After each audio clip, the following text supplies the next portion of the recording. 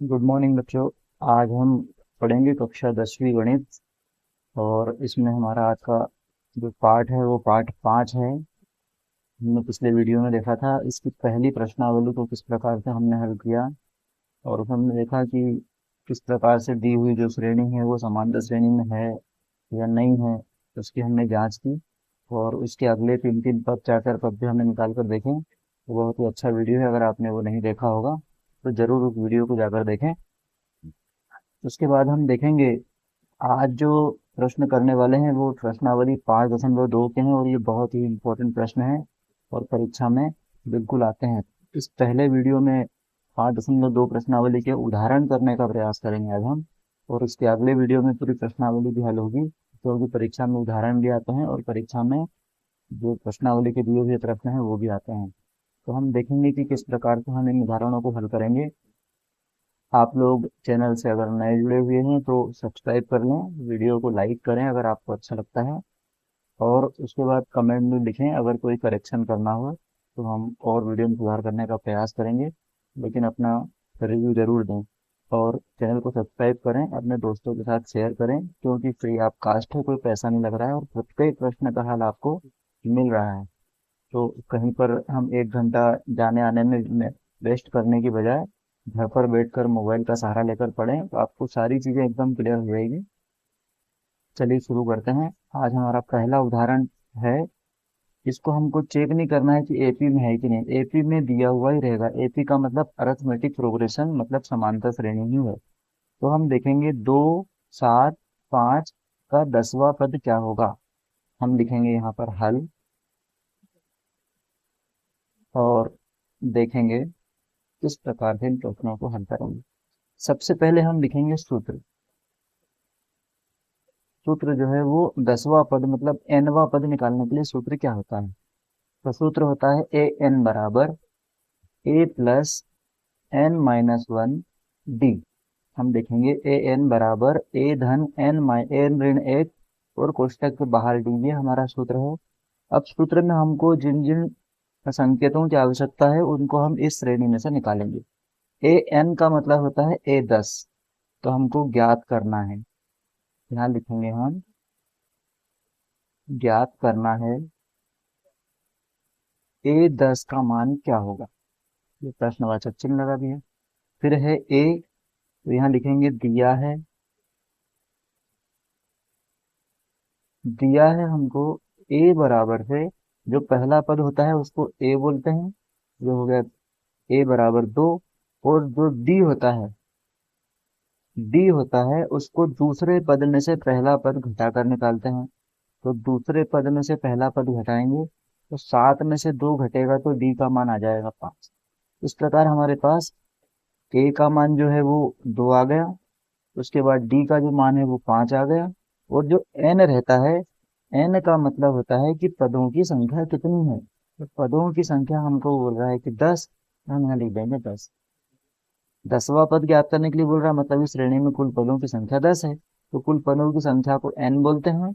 ए मतलब पहला पद होता है, और डी जो होता है वो दूसरे और पहले पद के बीच का अंतर। तो पहले दूसरा पद, उसमें से घटा देंगे पहला पद। और इसको आपको डिटेल में देखना है तो इसका जो पिछला वीडियो बना हुआ है 5.1 प्रश्नावली का, उसमें प्रथम पद और सारवंतर, डी को सारवंतर बोलते हैं, किस प्रकार निकालते हैं विस्तार से बताया है। अब हम देखेंगे इसका 10वां पद कैसे निकालेंगे। तो यहाँ लिखेंगे ए 10। इस सूत्र में हम मान रख रहे हैं, एन की जगह हमने 10 रखा। ए का जो मान है वो 2 है, प्लस लगाएंगे। कोष्टक में एन, एन का जो मान है वो है 10, इसमें से घटाएंगे 1। और डी का जो मान है वो कोष्टक के बाहर लिख देंगे, वो है 5।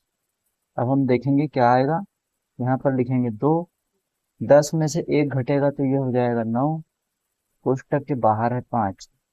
फिर हम देखेंगे 2 धन, ये कोष्टक में लिखी हुई संख्या का बाहर लिखी हुई संख्या में गुणा होगा, तो 9 का 5 में गुणा होगा, 9 5 45। हम देखेंगे कि 45 में 2 को जोड़ने पर आ जाएगा हमारा 47। तो इस प्रकार जो ए 10 का मान है हमारे पास वो निकल कर आ जाएगा 47। अगर हम इसको ऐसा करके देखेंगे तो 2 और 5 7, 5 5 जोड़ते जाएंगे तो जो 10वें नंबर का पद आएगा वो हमारा हो जाएगा 47। इस प्रकार से हमको इनको हल करना है। बहुत ही सरल प्रश्न है। अगले प्रश्न को हम देखते हैं कि उसमें क्या पूछा गया है।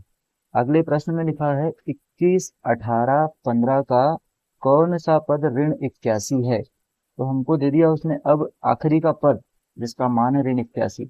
पहला पद दिया है डी का हम मान निकालेंगे। यहाँ पर एन का मान हमको नहीं दिया है, लिखा है कौन सा पद ऋण 81 है। फिर उसके बाद आगे और प्रश्न है क्या इस पद का कोई पद, इस एपी का कोई पद शून्य है। तो हम देखेंगे दो प्रश्न इसमें इंक्लूड है। तो हम पहला प्रश्न पहले करेंगे 81 का। तो हम लिखेंगे हल।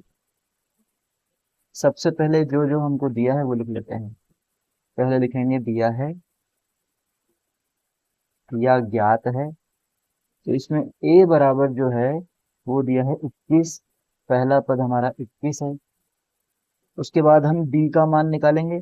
डी का जो मान निकलेगा दूसरे पद में से पहले पद को घटाने से निकलेगा। तो डी का जो मान है ऋण 21 में से 18 घटाएंगे तो ऋण का 3 बचेगा, ऋण की संख्या बड़ी है।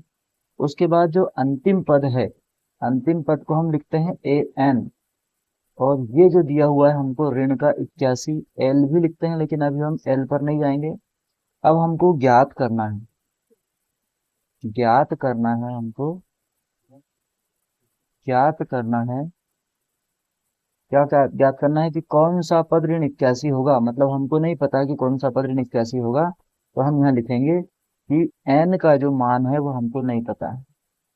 तो हम एन का मान ज्ञात करेंगे, सूत्र लिखेंगे। फिर सूत्र देखेंगे हम कि ए एन बराबर A plus N minus one D.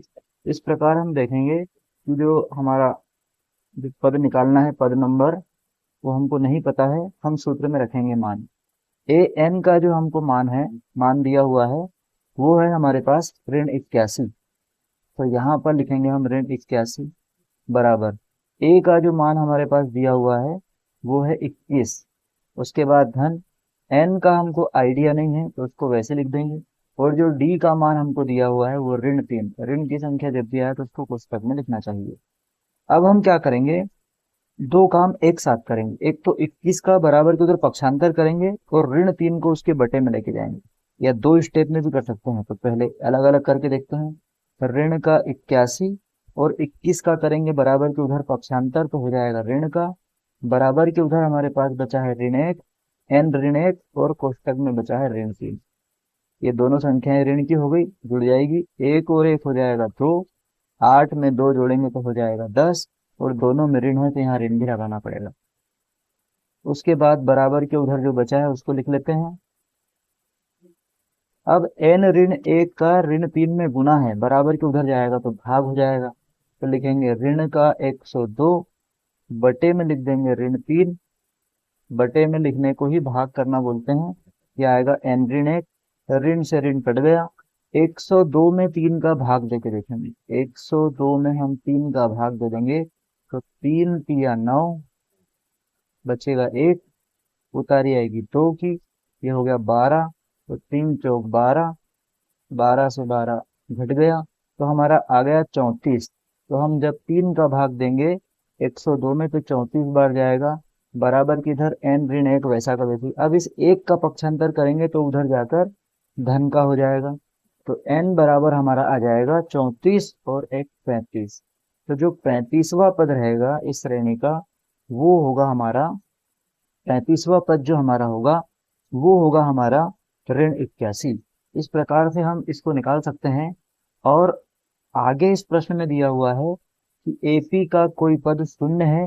तो हम देखेंगे कि एपी का कोई पद शून्य है क्या। तो हम इस प्रश्न को और आगे बढ़ाते हैं। इसी में मैं हिंट देता हूं कि अगर हमको एपी का कोई पद शून्य पूछा है तो हम यहाँ पर 81 जब रखा है हमने, वहां पर हम रख देंगे 0 और 0 रखेंगे। और इस प्रश्न को ऐसा का ऐसा ही हल करते जाएंगे।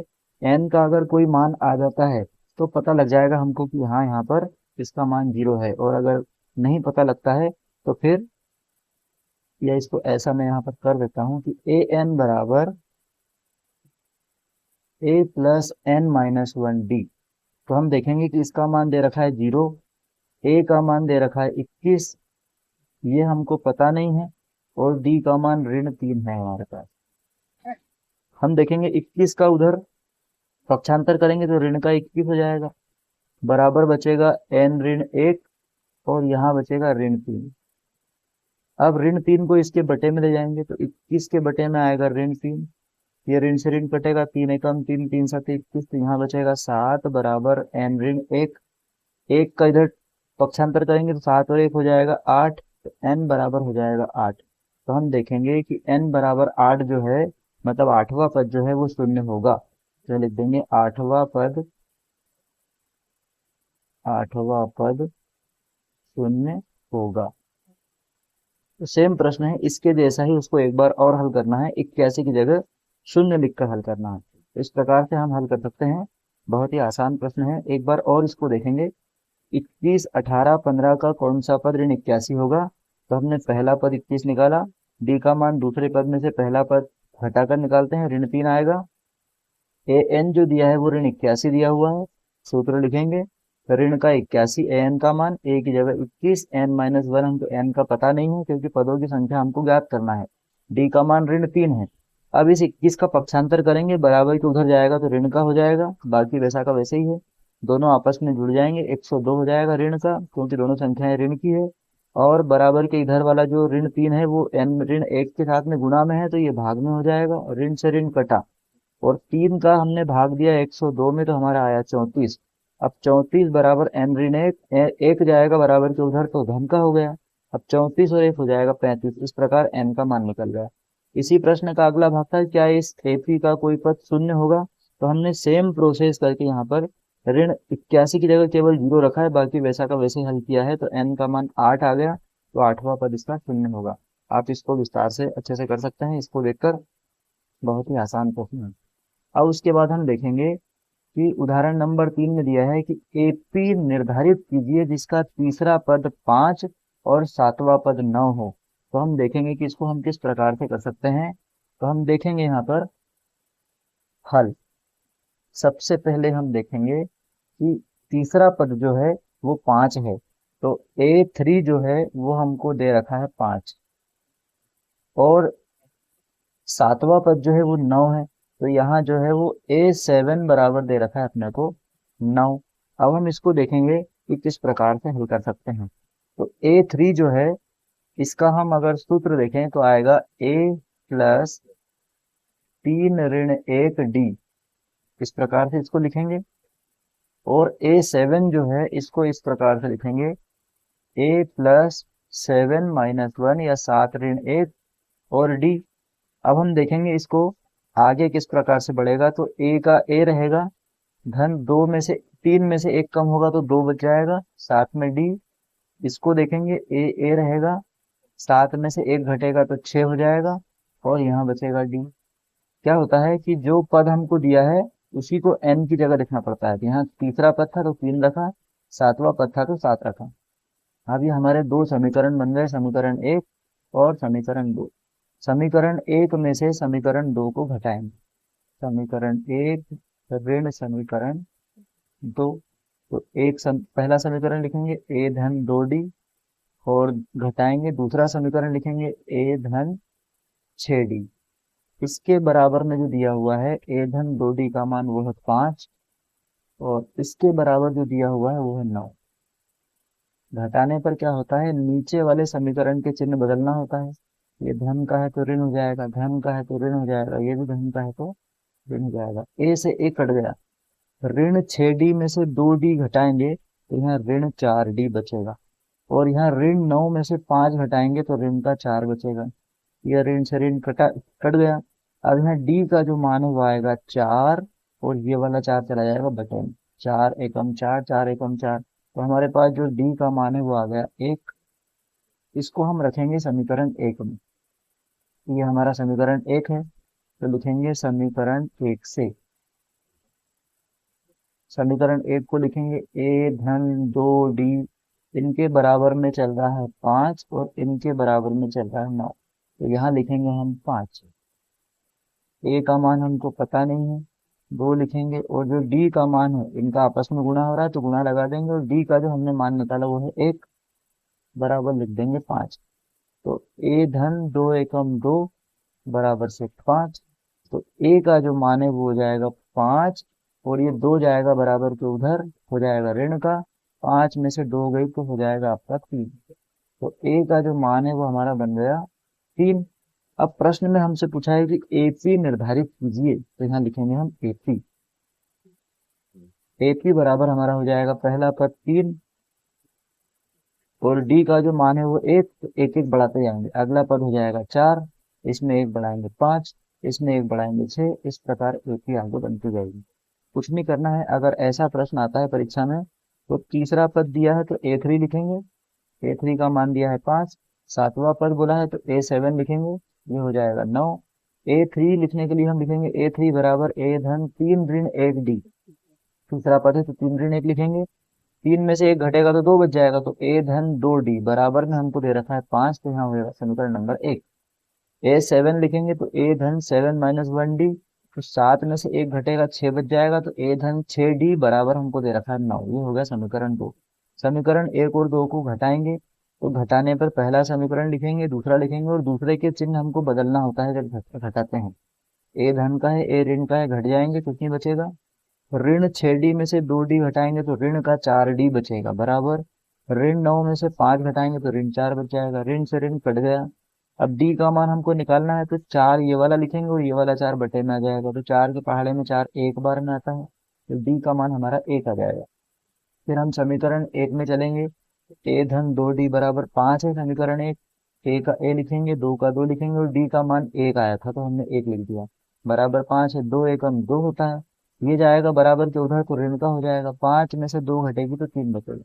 समांतर श्रेणी हमको बनाना है, तो ए पी बराबर पहला पद लिखेंगे 3 और डी के मान को जोड़ते जाएंगे, आगे बढ़ते जाएंगे। तो पहला पद 3, 3 में 1 जुड़ेगा 4, 1 जुड़ेगा 5, 1 जुड़ेगा 6, इस प्रकार की श्रेणी आगे बढ़ती जाएगी। अगला उदाहरण जो हमारा है, अगला जो हमारा उदाहरण है वो है क्या, संख्याओं की सूची 5, 11, 17, 23 का कोई पद 301 है और क्यों। तो यहाँ लिखेंगे हल। सबसे पहले लिखेंगे पहला पद, ए बराबर दिया है 5, डी बराबर दिया है 11 ऋण 5। दूसरे पद में से पहला पद घटाते हैं तो डी का मान पता लग जाता है, तो 11 में से 5 भी बचेगा 6, ये हमारा डी का मान हो गया, ये हमारा ए का मान हो गया। अब हम देखेंगे कि ए एन का जो हमको मान दिया हुआ है, ए एन बराबर 301 दिया हुआ है, और ज्ञात करना है हमको कि एन का मान क्या होगा, तो हमने यहाँ क्वेश्चन मार्क लगा दिया। अब हम लिखेंगे सूत्र। सूत्र लिखेंगे ए एन बराबर ए प्लस एन माइनस 1 और साथ में है डी। तो हम देखेंगे यहाँ दिया है हमको 301, ए का जो मान है वो है 5, एन हमको ज्ञात करना है तो उसको वैसा का वैसे लिखेंगे, और जो डी का मान निकला है वो है 6, तो इसको लिखेंगे डी की जगह। अब यहाँ लिखेंगे 301 और पक्षांतर होगा 5 का, तो ये हो जाएगा ऋण का, बराबर n-1 वैसा का वैसे ही, और यहाँ 6 भी उसकी जगह पर वैसे। अब 301 में से घटाएंगे 5, तो 11 में से 5 भी बचेगा 6, यहाँ बचेगा 9, तो ये हो गया 2, ये हो जाएगा हमारे पास 296, और बराबर हमारे पास है n ऋण 1 और ये 6, इस 6 का इसमें हम दे देंगे भाग, तो 296 बटे में आएगा 6 बराबर n ऋण 1। इसको हम हल करेंगे, इसको हम हल करेंगे तो हम देखेंगे कि किस प्रकार से संख्याएं बदलेगी। तो हम क्या करें, इस एक का उधर पहले पक्षांतर कर दें, तो उससे क्या होगा, क्योंकि ये संख्या पूरी पूरी कटेगी नहीं, तो हम क्या करें, पहले इसका उधर पक्षांतर कर दें, या फिर हम देखें कि 6 यहाँ भी और 6 यहाँ भी और दोनों 2 के पहाड़े में आते हैं, तो संख्या को थोड़ा छोटा कर लेते हैं, 2 के पहाड़े से काटते हैं। 2 एकम 2, 2 चौक 8 और 2 अठे 16, 148 बार कट जाएगा, और ये हो जाएगा 2 3 6। तो हमारे पास जो संख्या निकल कर आ गई वो हो गई 148/3, और ये एक जो है उसको ले जाएंगे बराबर के उधर, तो हो जाएगा धन का, और यहाँ बचा n। इस 3 का ऊपर गुना होगा, तो 148 धन 3 एकम 3 बटे में बचेगा हमारे पास 3 बराबर n। जोड़ेंगे 48 और 3 हो जाएगा 51, तो 151 बटे में 3 बराबर n। अब हम देख पा रहे हैं कि इसमें n का जो मान है वो बटे चटे में आ गया है, तो कोई भी व्यक्ति 1 नंबर पे खड़ा रहेगा, 2 नंबर पे खड़ा रहेगा, 8 नंबर पे, 10 नंबर पे, 500 नंबर पे, 1000 नंबर पे, लेकिन वो 151/3 नंबर पे नहीं खड़ पाएगा। मतलब बटे वाली संख्या अगर आ जाए एन का मान, तो फिर जो दिया हुआ पद है वो इस श्रेणी में नहीं है। तो हम लिख देंगे 301 एपी का पद नहीं है। क्यों नहीं है? क्योंकि एन का जो मान है वो बटे में आया है। तो इस प्रकार से हम इन प्रश्नों को हल करेंगे, क्योंकि एन पूर्ण संख्या नहीं है। पूर्ण संख्या नहीं है, ये हमने कारण लिख दिया। इसको एक बार और देखेंगे हम। ए का मान हमने लिखा 5, क्योंकि पहले नंबर पर दिया हुआ है। डी का जो मान है वो लिखा दूसरा पद ऋण पहला पद, 11 ऋण 5 बराबर आ जाएगा आपका 6। ए एन का मान हमको 301 दे रखा है, और पूछा है कि क्या संख्याओं की सूची में कोई पद इतना होगा। तो हमको एन का मान नहीं बताया कि कितने पद इस श्रेणी में है, तो एन का मान हमने क्वेश्चन मार्क लगा दिया। ये हमारा सूत्र है, ए एन बराबर A+N-1 डी। ए एन की जगह 301, ए की जगह 5, N-1 का पता नहीं है, डी का मान 6।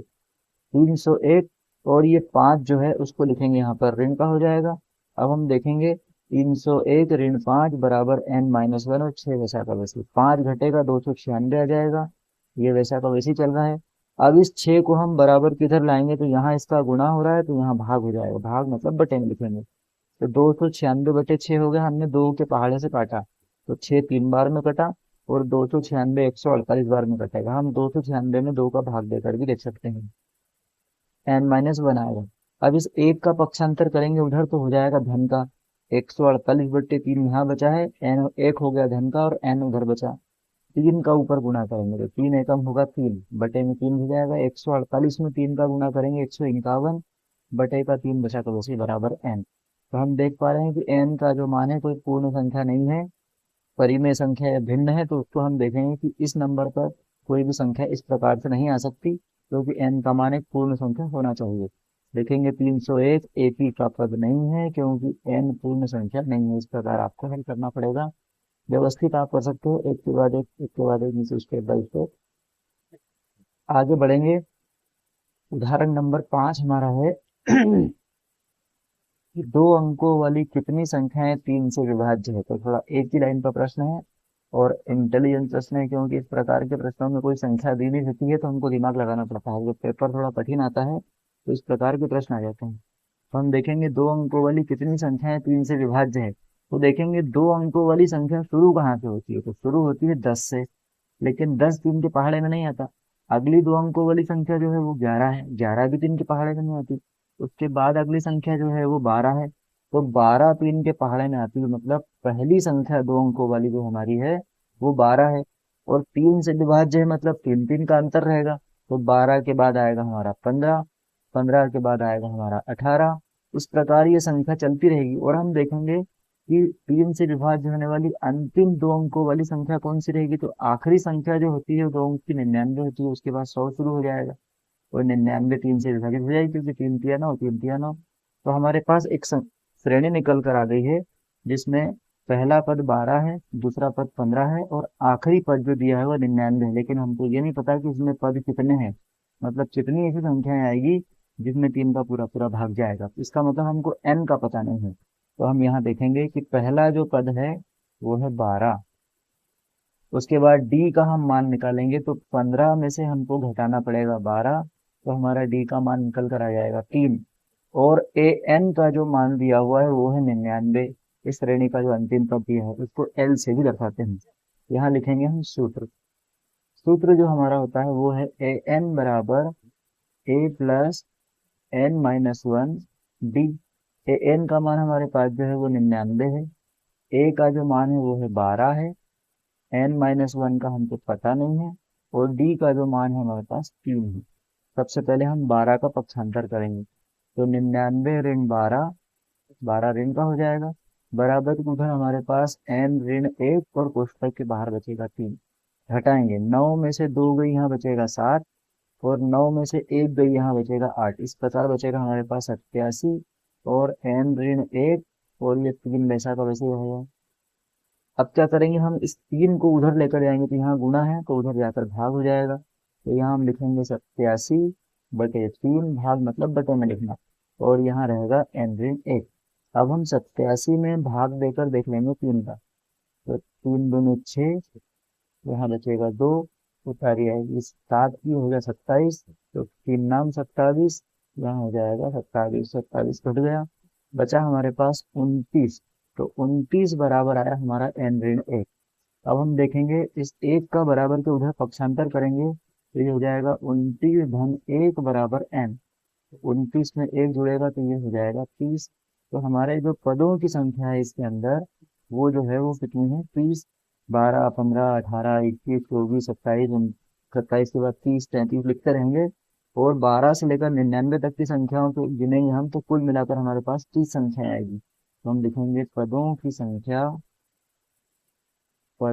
संख्या n बराबर 30 है। इस प्रकार से हम इन प्रश्नों को हल करेंगे। अगला उदाहरण हमारा है कि एपी जो है वो 10, 7, 4 और ऋण 62 का अंतिम से 11वां पद याद करना है। ऐसे प्रश्न बहुत ही खतरनाक रहते हैं, कि जब परीक्षा में आते हैं तो समझ में नहीं आता है कि अंतिम से बोल रहा है तो हम क्या करें। तो इसकी ट्रिक है, इसको हल करने के लिए हम ये देखें कि श्रेणी हमारी ऐसी लिखी हुई है, और इस श्रेणी को हम यहाँ पर जैसा दिया है वैसा को वैसा लिख लेते हैं। 10, 7, 4, और हमने लिखा कि यहाँ पर दिया है ऋण 62। अब हम देखेंगे कि 10 में हम 3 घटाएंगे तो 7 आएगा, 7 में से 3 घटाएंगे तो 4 आएगा, आगे संख्याएं बढ़ती जा रही है। तो हम देखेंगे इसमें से 3 कम करने पर क्या आ जाएगा, तो 62 में से 3 कम करेंगे तो क्या आएगा हमारे पास, 59, और वो भी आएगा किसका, ऋण का। तो हम देखेंगे इस प्रकार की दी हुई श्रेणियों को हम किस प्रकार से हल कर सकते हैं। हम देखेंगे कि जो इसका पहला पद होगा, ए बराबर जो पहला पद होगा, बोला है अंतिम पद से 11वां पद, इस श्रेणी को हमको इधर से शुरू करना है, अंतिम पद से। तो हमारा जो अंतिम पद रहेगा वो पहला पद हो जाएगा, वह लिखेंगे हम ऋण 62। उसके बाद डी का जो मान निकालेंगे, दूसरे पद में से पहला पद हम घटाएंगे, तो दूसरा पद हमारा है ऋण 59, इसमें से घटेगा ऋण 62, तो ये हो जाएगा ऋण 59, ऋण चिन्ह 2 बार है, धन का हो जाएगा 62, और 62 में से 59 घटाएंगे तो यहाँ बचेगा 3। इस प्रकार डी का जो हमारा मान है वो हो गया 3। और हम देखेंगे कि अंतिम पद से हमको 11वां पद ज्ञात करना है, तो n का जो मान दिया है वो दिया है 11, और ए एन हमको पता नहीं है, तो हम यहाँ लिखेंगे सूत्र। सूत्र लिखेंगे,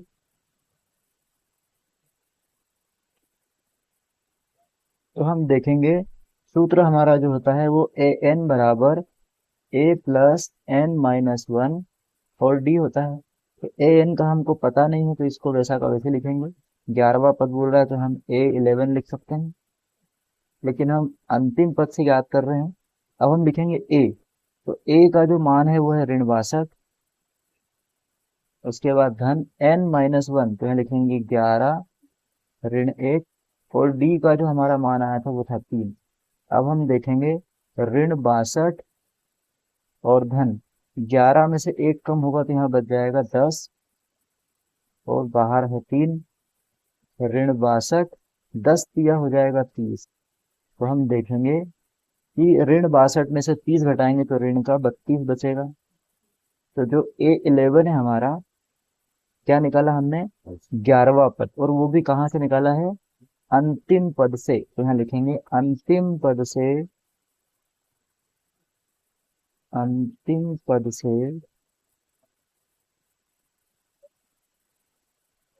11वां पद ऋण 32 है। इस प्रकार से हम इसको हल करेंगे। उल्टा हल करना पड़ेगा, क्योंकि अंतिम पद से 11वां पद पूछा है, इसका मतलब श्रेणी इधर से नहीं गिनी जा रही, श्रेणी तो इधर से गिनी जा रही है। तो हमको ये वाला पद निकालना पड़ेगा, क्योंकि हमको डी का मान इधर से निकालना है। तो डी का मान हम यहाँ से निकालेंगे, तो 3 आ जाएगा, पहला पद हमारा ऋण 62 हो जाएगा। एन का मान 11 दिया है, ए एन को हम A11 भी लिख सकते हैं, A11 हमको नहीं पता है। और हम देखेंगे ए एन बराबर A+n-1 डी, सूत्र है हमारा।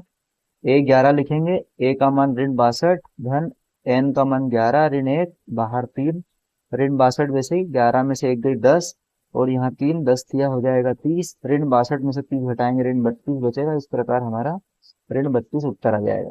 तो हम देखेंगे कि हमारे सारे उदाहरण आज खत्म हो गए और अब प्रश्नावली के प्रश्न है। तो अगली जो वीडियो रहेगी उसमें आपको प्रश्नावली के सारे प्रश्न हल कराने का प्रयास करूंगा। इनको आप एक दो बार देखें तो आपको जल्दी से आसानी से समझ में आ जाए। वीडियो अच्छा लगे लाइक करें, सब्सक्राइब करें।